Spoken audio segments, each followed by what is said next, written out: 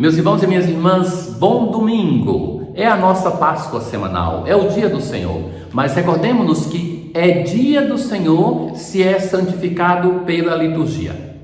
Nós estamos de novo numa forte onda da pandemia, mas não renunciem facilmente à celebração eucarística. Tem que se distinguir até que ponto não é um comodismo aquilo que nós decidimos nesse tempo. Então é necessário um caminho de comunidade. A missa por televisão, pelo meio de comunicação, não substitui plenamente a missa na Assembleia, até porque não tem Eucaristia. Mas não tem a Assembleia, não tem a comunidade, não tem o contato dos sentidos com a Assembleia. Então, se não se pode de fato participar, então que se assista na igreja, e isso é assistir. Mas se pode vir a comunidade, se pode vir a missa, venha para participar da sua comunidade. Então, hoje, a primeira leitura deste quinto domingo do tempo comum, ela nos narra a vocação de Isaías, uma manifestação de uma grande teofania.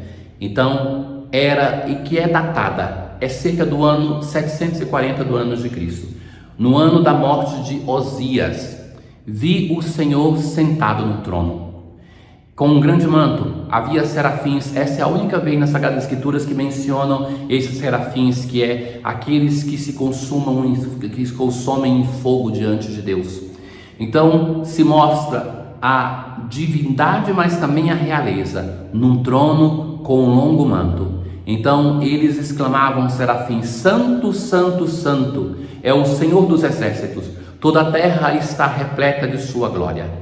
Então, ao clamor dessas vozes, começaram a tremer as portas em seus gonzos, e o templo se encheu de fumaça. Disse eu então: ai de mim, estou perdido, sou apenas um homem de lábios impuros, mas eu vi com meus olhos o Rei, o Senhor dos exércitos.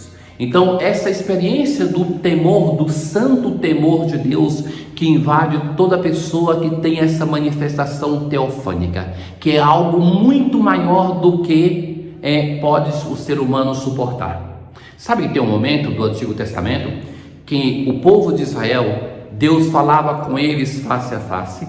Então é o povo que vai pedir para que Moisés interceda para que Deus fale com Moisés e Moisés com o povo, porque a sensação de estar diante de alguém muito maior produzia o temor de Deus no seu povo. Interessante isso, né? Porque nós pensamos sempre o contrário, mas que é o próprio povo que vai pedir isso. Então, nisso um dos serafins voou para mim, tendo na mão uma brasa. Então, a serafim com a brasa, que retirada do altar com uma tenaz, e tocou minha boca, dizendo: assim que isso tocou os teus lábios, desapareceu tua culpa, e teu pecado está perdoado. Então, uma manifestação do amor de Deus para com ele, que é perdoado do seu pecado. E então o Senhor pergunta: quem enviarei? Quem irá por nós? E o profeta responde: aqui estou, envia-me. Eis-me aqui, envia-me.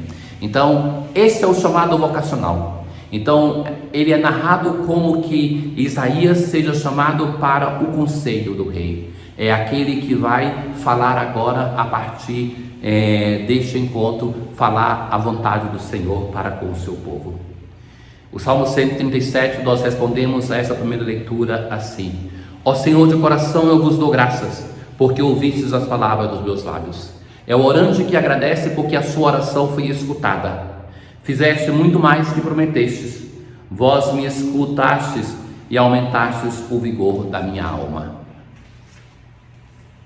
Estendereis o vosso braço em meu auxílio e havereis de me salvar com vossa destra. Não deixeis inacabada esta obra que fizeram vossas mãos. Nós continuamos na segunda leitura a ler a primeira carta aos Coríntios. Então nós hoje temos aquele que é o anúncio do querigma mais antigo no Novo Testamento. Então ele vai recordar para essa comunidade que era de fundação entre os gregos e que tendiam a desvalorizar o corpo, que acreditavam na ressurreição da alma. E vejam que muitos de nós ainda falamos isso, de ressurreição da alma, ignorando a ressurreição da carne. Então Cristo ressuscita em um corpo glorioso e nós também assim iremos ressuscitar. Deus não salva somente almas, Deus salva seres humanos, que é constituído de corpo, de alma, de espírito. Então, Paulo vai transmitir aquilo, anúncio do querigma que ele escutou, que Cristo morreu por nossos pecados, segundo as Escrituras, que foi sepultado, que no terceiro dia ressuscitou, segundo as Escrituras, e que apareceu a Cefas e a muitos, e depois aos 12. Depois a 500 irmãos, apareceu também a mim como a um abortivo, ou seja, depois de todo mundo. Então, aqui nós temos o esquema clássico, antigo dos rabinos: receber a palavra de Deus, o querigma.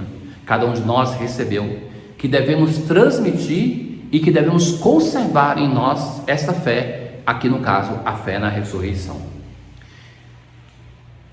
Com as palavras: vinde após mim, o Senhor lhes falou, e vos farei pescadores de homens.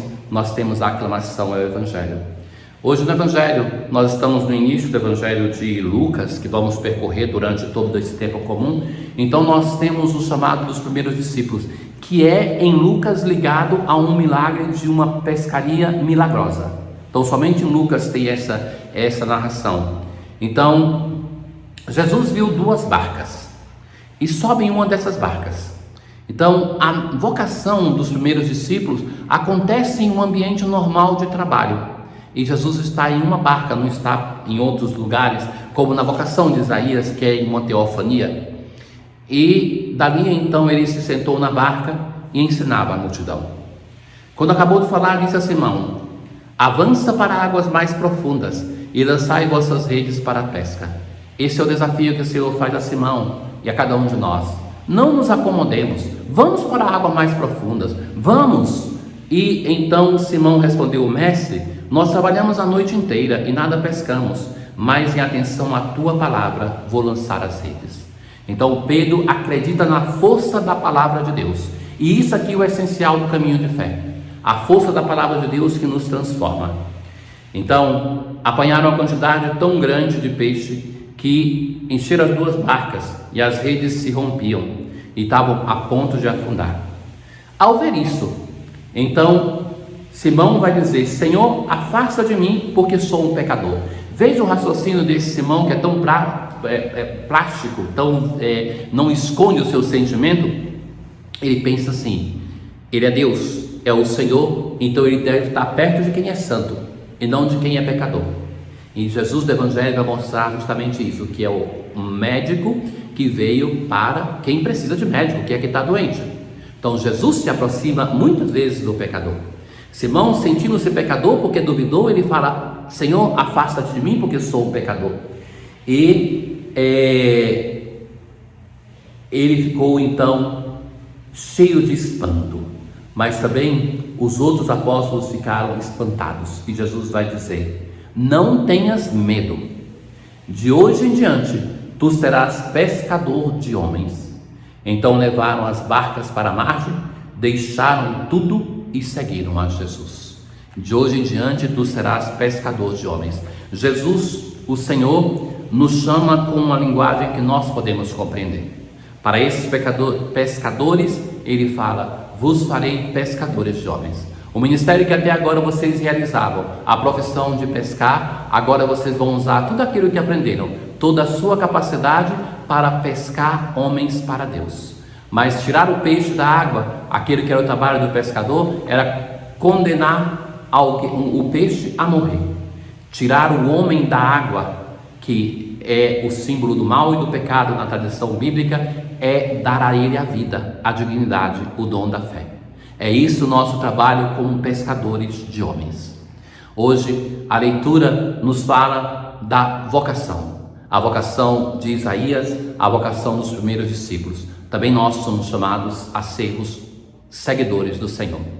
O Senhor se manifesta na vida de cada um de nós de modo grandioso, como naquela de Isaías, mas também na simplicidade daqueles que estão no trabalho cotidiano. Ali também é local de encontro com Deus. E envia, como enviou a Isaías e aos apóstolos, envia a todos nós. Velai, ó Deus, sobre a vossa família com incansável amor, e como só confiamos na vossa graça, guardai-nos sob a vossa proteção. Somos a família de Deus. Tenham todos um bom domingo. O Senhor esteja convosco, Ele está no meio de nós. Abençoe-vos o Deus Todo-Poderoso, o Pai, o Filho e o Espírito Santo. Paz.